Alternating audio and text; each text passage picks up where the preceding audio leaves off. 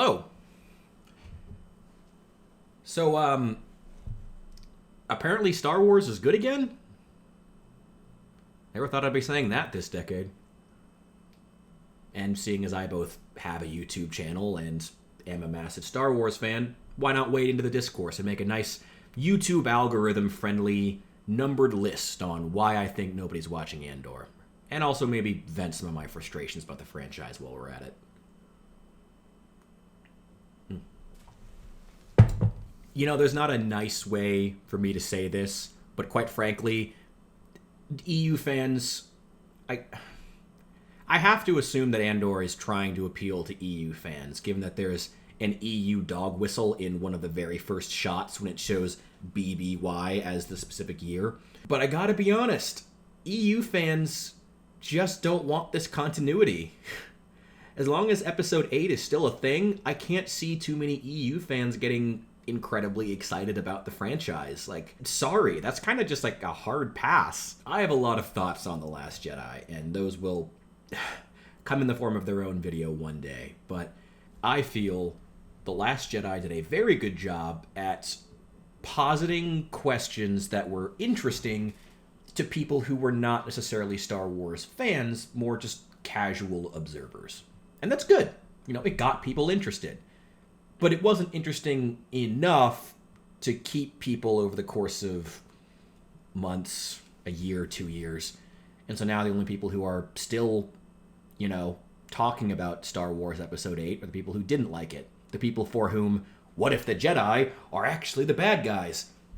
Wasn't actually a profound statement. In fact, it's kind of baby's first Star Wars introspection, quite frankly.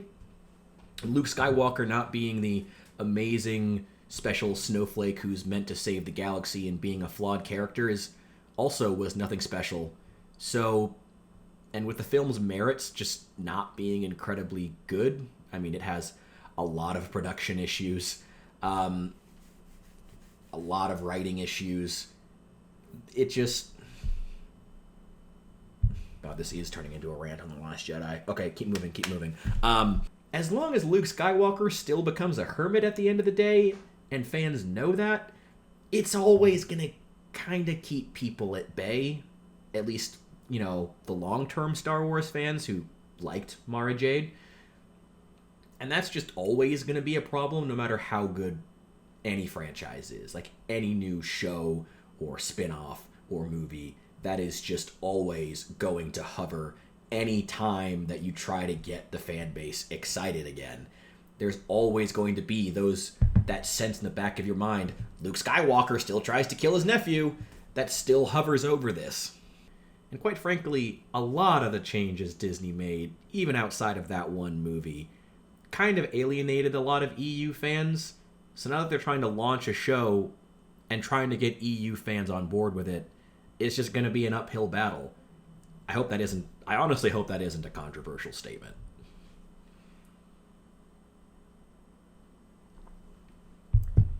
Oh, right. This one actually makes me kind of mad.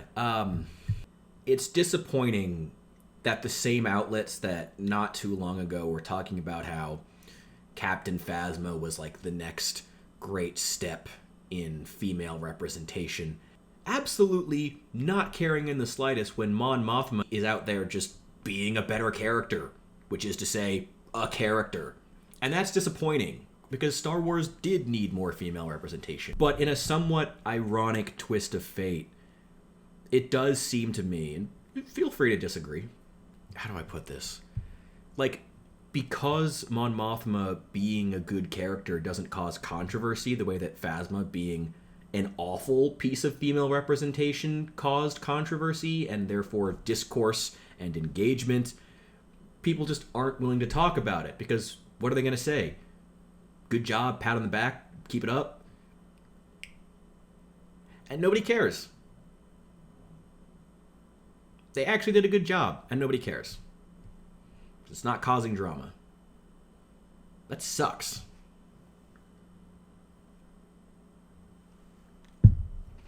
Okay, the Star Wars fanbase has always been a bit fractured, but if there's one group of fans who have remained avid throughout all of this. It's the fans of, how would I say this, the Filoni-verse, Clone Wars, Rebels, one particular episode of The Mandalorian.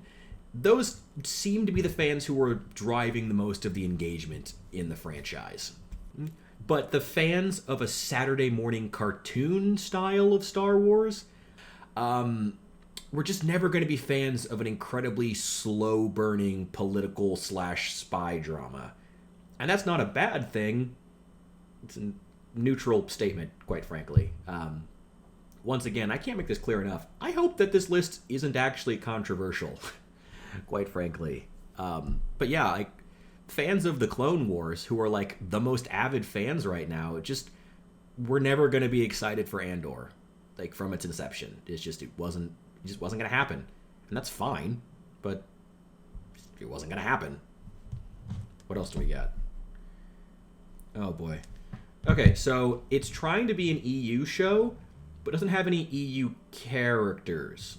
Like, the titular character himself is from Rogue One, and EU fans do tend to like Rogue One, but being lashed to Rogue One means being lashed to the rest of the Disney continuity, and thus we go back to the first problem. Like, it's hard to have a show that's all about the themes of the EU and the tone of the EU, but has no actual EU characters and is still reliant on Disney characters to be the big draws. You know, Saw Gerrera, Andor. Mon Mothma was an original trilogy character who got fleshed out in the EU.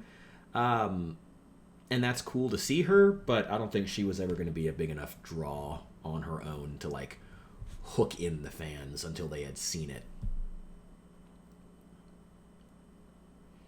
And that... I'm sad to be done with 4 of these. I'm sad. And this last one is kind of the most depressing, actually.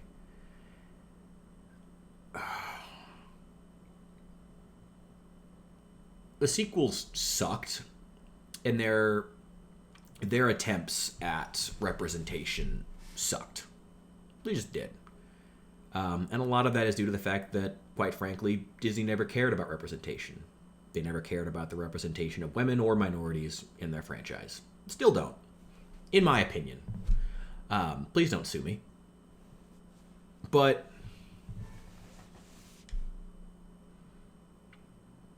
what has it been like being a Star Wars fan the last couple of years? Well, it's been a lot of watching a lot of really misogynistic YouTubers do victory laps as Disney gives up on representation. Not really an easier way to say that. As someone who really did believe that Star Wars needed more female representation, more representation by characters of color,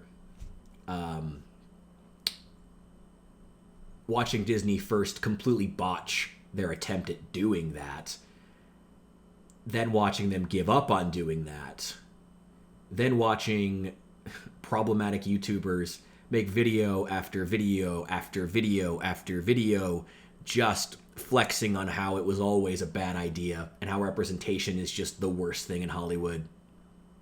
It feels gross, honestly. It feels gross, and it makes me not want to be a part of Star Wars. The fan base is just so toxic at this point. And I don't know if I want to be a part of it for this. I gotta, like, that's, as much as it hurts to admit, that's just where we are now. It just sucks. So anyway, I hope you enjoyed the video. Yeah, I'm gonna have some more painting content out soon, but I thought this might be a fun little just thing to do in the meantime, you know, a quick little video. So I might be experimenting a little more, might do stuff like this in the future, might do something else, I don't know. But let me know if you enjoyed it. Let me know if you think I'm completely wrong, I don't know. And just have a really good rest of your night. See you later.